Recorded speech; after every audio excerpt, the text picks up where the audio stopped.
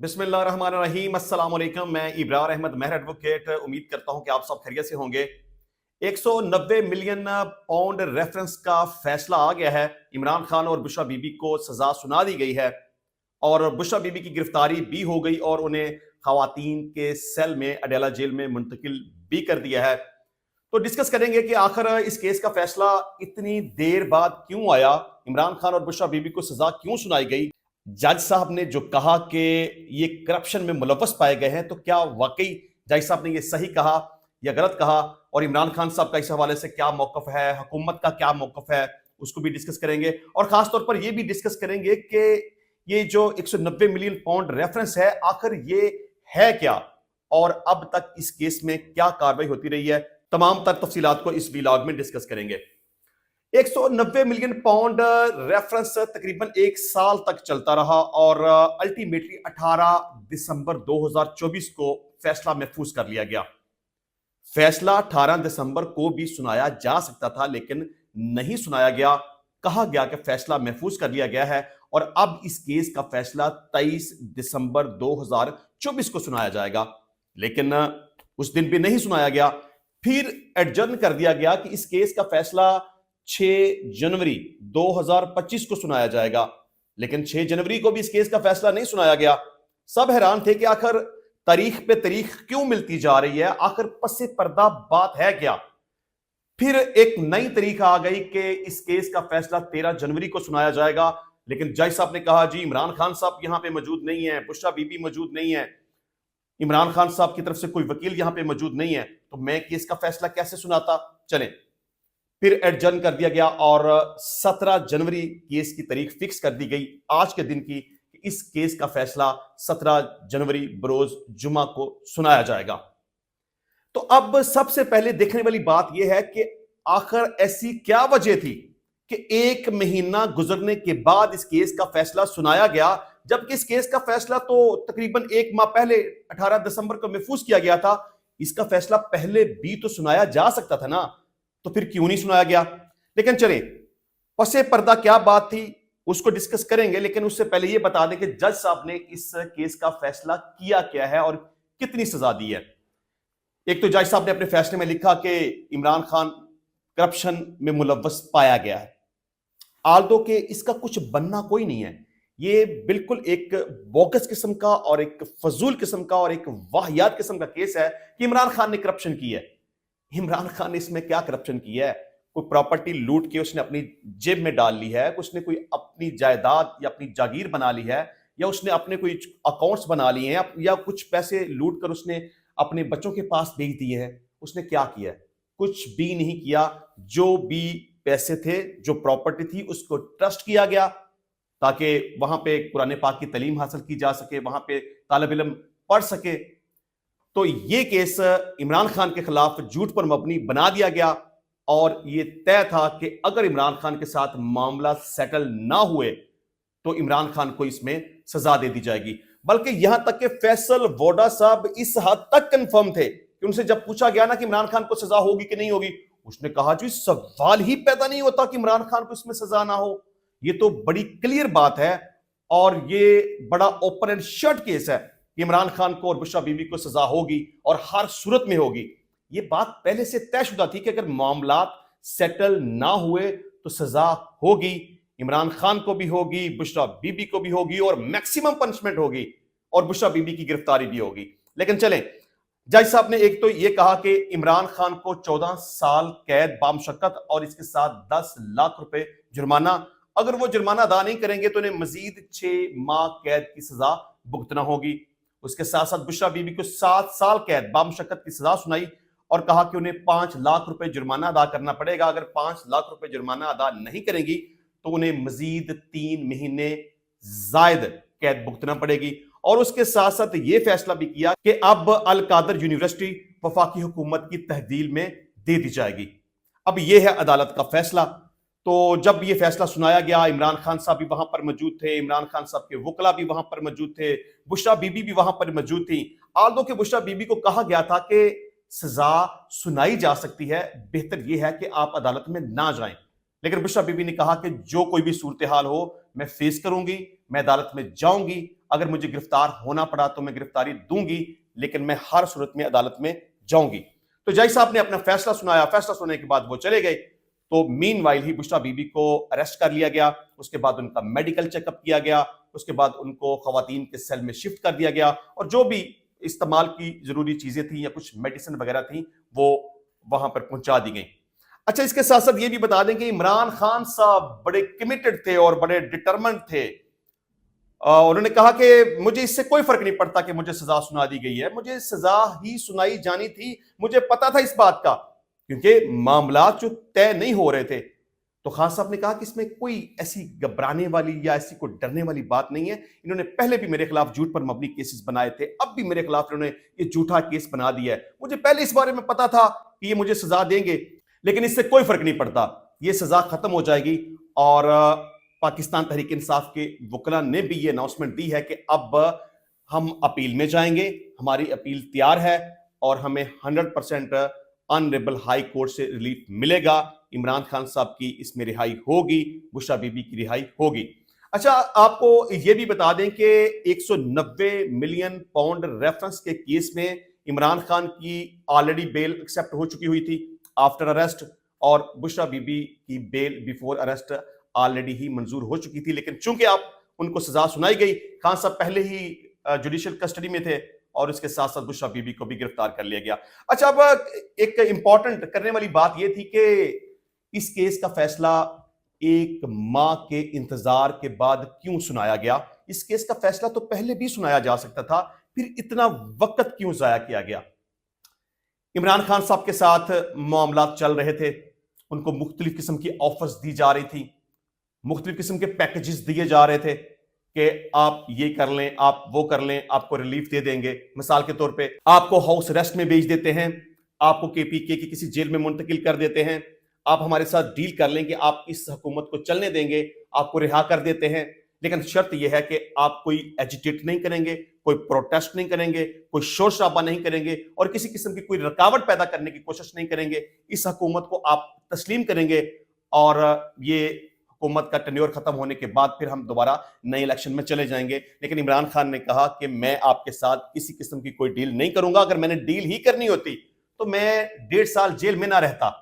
تو جب مذاکرات کسی نتیجے پر نہیں پہنچ سکے، جب عمران خان نے ڈیل کرنے سے انکار کر دیا، یہ بار بار ٹائم دیا جا رہا تھا، آج تاریخ ہے، کل تاریخ ہے، پرسوں تاریخ ہے، مسلسل نیگوشیٹ ہو رہے تھے معاملات، ڈیل کرنے کی کوشش کی جا رہی تھی، عمران خان کو مختلف قسم کے پیکیجز دیے جا رہے تھے، اور ان کو کنونس کرنے کی کوشش کی جا رہی تھی کہ جناب آپ ڈیل کر لیں، اپنا بلا کریں، ہمارا بھی بلا کریں، آپ کے خلاف جو کیسز ہیں وہ واپس لے لیتے ہیں، آپ جوڈیشل کمیشن کی بات کرتے ہیں وہ بھی بنا دیتے ہیں، جو 9 مئی اور 26 نومبر کے تحریک انصاف کے لوگوں کو گرفتار کیا ان کو چھوڑ دیتے ہیں، آپ کے خلاف کوئی نیا مقدمہ نہیں بنائیں گے، آپ کو گھر بھیج دیتے ہیں، جیسا آپ کہتے ہیں آپ کے ساتھ کر لیتے ہیں، لیکن شرط صرف ایک ہی ہے کہ آپ نے اس حکومت کو تسلیم کرنا ہے، اس کو چلنے دینا ہے، کوئی ایجیٹیشن آپ نے نہیں کرنی، کوئی پروٹیسٹ، احتجاج، لانگ مارچ، دھرنا، جلوس، کسی قسم کی کوئی ایسی کاروائی آپ نے نہیں کرنی، اور خاموش رہنا ہے۔ تو عمران خان نے کہا کہ کچھ بھی ہو جائے میں خاموش نہیں رہ سکتا، جو صحیح بات ہے وہ میں کروں گا، اور میں کسی بھی صورت میں کمپرومائز نہیں کروں گا۔ اگر میں نے کمپرومائز ہی کرنا ہوتا تو مجھے کوئی ضرورت نہیں تھی کہ میں 1.5 سال جیل میں گزارتا، اب میں نے اپنے کیسز بھگت لیے ہیں، اور یہ جو کیس ہے جس میں آپ سزا دینا چاہتے ہیں مجھے اس سے بھی کوئی فرق نہیں پڑتا، اس سے بھی مجھے ہائی کورٹ سے ریلیف مل جائے گا۔ اگر عمران خان ڈیل کر لیتا تو عمران خان کی رہائی ہو جانی تھی، لیکن چونکہ عمران خان نے ڈیل نہیں کی اور وہ اپنی بات پہ ڈٹا رہا، اور اس نے یہ بھی کہا کہ جتنا جیل میں مجھے رہنا پڑا میں رہوں گا، مجھے اس سے کوئی فرق نہیں پڑتا۔ تو ڈیفینیٹلی جب بات بنی کوئی نہیں، ڈیل ہوئی کوئی نہیں، عمران خان ان سے مانا کوئی نہیں، اور کوئی بھی بات ماننے کے لیے وہ تیار ہوا کوئی نہیں، تو پھر یہی ہونا تھا، سزا ہی ہونی تھی۔ لیکن چلیں، اس کیس کا کوئی مستقبل نہیں ہے، اس کی کوئی ورتھ نہیں ہے، جیسے یہ ہائی کورٹ میں جائے گا ٹائم لگ سکتا ہے، مہینہ، 2 مہینے، 3 مہینے، واٹ ایور، لیکن الٹیمیٹلی اس کیس نے ختم ہونا ہے، اس میں عمران خان اور بشریٰ بی بی کی بریت ہونی ہے، اور عمران خان اور بشریٰ بی بی کی اس میں رہائی ہونی ہے۔ اگر ہم مذاکرات کے حوالے سے بات کریں تو جس طرح سے بیرسٹر گوہر علی خان صاحب کی چیف آف آرمی سٹاف کے ساتھ ملاقات ہوئی، جس طرح سے پاکستان تحریک انصاف اور حکومتی مذاکراتی ٹیم کے ساتھ یہ جو مذاکرات کا سلسلہ چل رہا ہے، یہ اس کو آپ تقریباً ختم سمجھیں. میں پہلے بھی کافی دفعہ اس پہ اپنی بات کر چکا ہوں کہ یہ ڈرامہ ہو سکتا ہے, تماشا ہو سکتا ہے, دو نمبری ہو سکتی ہے, حکومت کی طرف سے رنگ بازی ہو سکتی ہے, ڈیلنگ ٹیکٹ استعمال کریں گے. کل جو پاکستان تحریک انصاف نے جو اپنے چارٹر آف ڈیمانڈز حکومت کے سامنے رکھے تھے, تو اس پر رانا ثناء اللہ نے جو پریس کانفرنس کی ہے, حالانکہ وہ حکومت کی طرف سے مذاکراتی ٹیم کا حصہ ہے, تو میں سمجھوں گا کہ اس سے بڑی ابزرڈ, سٹوپڈ, بےہودہ اور بیوقوفی پر مبنی بات ہو ہی نہیں سکتی کہ ایک طرف آپ مذاکراتی کمیٹی بناتے ہیں اور ابھی اس پر کوئی معاملات ہوئے کوئی نہیں, اتحادیوں کے ساتھ آپ کا مشورہ ہوا کوئی نہیں, آپس میں جو مذاکراتی ٹیم تھی انہوں نے آپس میں کوئی صلاح مشورہ کیا کوئی نہیں, اس کا کوئی ریٹن فارم میں کوئی جواب دیا کوئی نہیں, اس حوالے سے کوئی نیگوسیشن یا کوئی بات چیت ہوئی کوئی نہیں. اور جیسے ہی ریٹن فارم میں مسودہ حکومت کے پاس آیا ہے, رانا ثناء اللہ صاحب نے وہاں پہ ایک پریس کانفرنس کر دی, اور پریس کانفرنس میں اس نے کہہ دیا کہ یہ بھی غلط ہو گیا, یہ بھی جھوٹ ہو گیا, یہ بھی بے ایمانی ہو گئی, ایسا بھی نہیں ہو سکتا, ویسا بھی نہیں ہو سکتا, یہ سارے کا سارا جھوٹ کا پلندہ ہے وغیرہ وغیرہ. تو میرا خیال ہے کہ حکومت تو کل ہی جو رانا ثناء اللہ صاحب نے اپنی پریس کانفرنس کی, اس میں پاکستان تحریک انصاف کو تقریباً 100% آپ یہ سمجھ لیں کہ جواب دے چکی ہے کہ آپ کے جو بھی معاملات ہیں, جو بھی مطالبات ہیں, جو بھی ڈیمانڈز ہیں, اس پر ہم عمل نہیں کریں گے.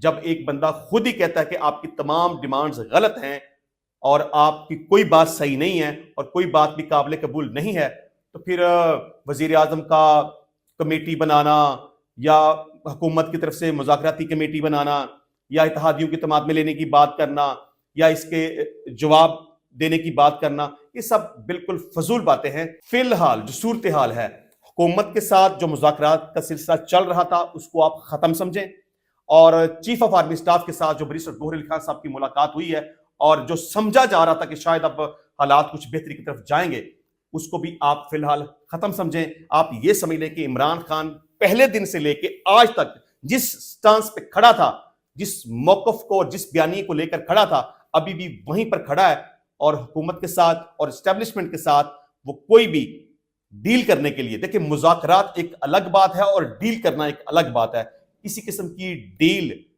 کرنے کے لیے تیار نہیں ہے.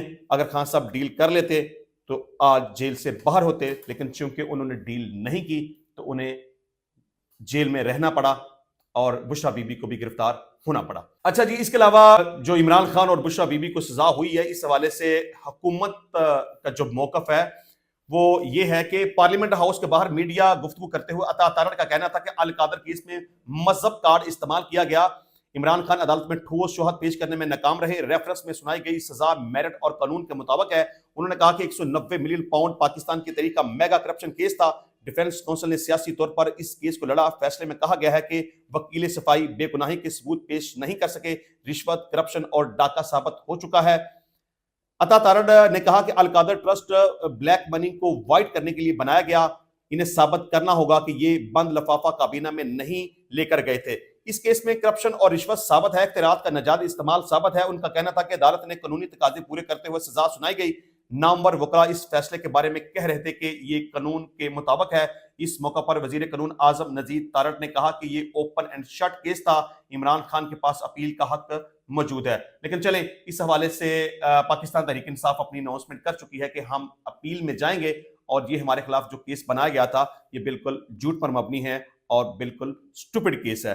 اس میں عمران خان نے کوئی فائدہ نہیں لیا, بشرا بی بی نے کوئی فائدہ نہیں لیا, انہوں نے اپنا کوئی اکاؤنٹ نہیں بنایا, انہوں نے کوئی پیسے نہیں ہتھیائے, کوئی پراپرٹی انہوں نے اپنے نام نہیں لگائی. اور یہ جو القادر ٹرسٹ بنایا ہے یہ پبلک ویلفیئر کے لیے ہے اور یہ اسٹوڈنٹس کے لیے ہے, اور اپیل میں جائیں گے تو یہ کیس ختم ہو جائے گا, عمران خان اور بشرا بی بی کی بریت ہو جائے گی. اچھا جی, اب ڈسکس کریں گے کہ عمران خان اور بشرا بی بی کے خلاف 190 ملین پاؤنڈ کا ریفرنس ہے کیا, اور جب سے یہ کیس شروع ہوا ہے اس وقت سے لے کر اب تک اس میں کیا کاروائی ہوئی ہے.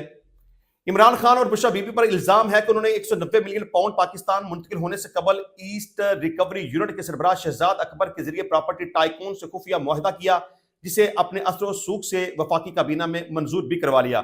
سابق مشیر برائے احتساب شہزاد اکبر نے 6 دسمبر 2019 کو نیشنل کرائم ایجنسی کی رازداری ڈیڈ پر دستخط کیے۔ بشرا بی بی نے عمران خان کی غیر قانونی سرگرمیوں میں اہم کردار ادا کیا اور 24 مارچ 2021 کو بطور ٹرسٹی القادر یونیورسٹی کی دستاویزات پر دستخط کر کے عمران خان کی مدد کی۔ یہ میں اس کیس کو ڈسکس کر رہا ہوں کہ جو کیس بنا کر عدالت میں پیش کیا گیا، یعنی کہ 190 ملین پاؤنڈ ریفرنس کا کیس جو تیار کیا گیا اور احتساب عدالت میں اس کو پیش کیا گیا، جس پر یہ ٹرائل ہوا اور عمران خان اور بشرا بی بی کو سزا سنائی گئی۔